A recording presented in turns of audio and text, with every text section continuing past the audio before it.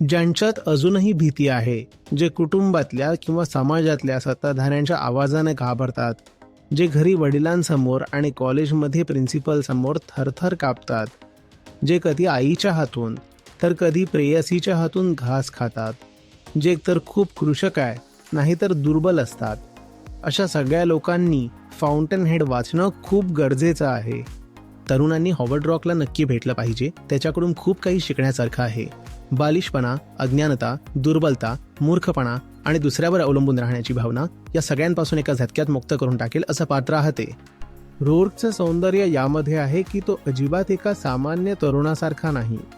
त्याच्या आयुष्यात ना आईच्या हातचं जेवण आहे ना प्रेयसीच्या हाताचं. ना तो वडिलांना घाबरतो ना प्रिन्सिपलना. ना त्याला डिग्रीची हाव आहे ना नोकरीची. पण प्रेम मात्र आहे त्याला. रॉकचं स्वतःचं एक गीत आहे, प्रेमगीत. कमी बोलतो रॉक. बघा, जर तुम्हाला त्याची संगत मिळाली तर. मी 18 ते 20 वर्षांचा होतो जेव्हा मी हे वाचलं होतं. कित्येक वेळा असं व्हायचं की वाचता वाचता अचानक उठून बसायचो किंवा उभा राहायचो आणि आश्चर्य वाटायचं, धक्का बसायचा. हा तर अगदी माझ्याविषयीच बोलत आहे. याला हे कसं कळलं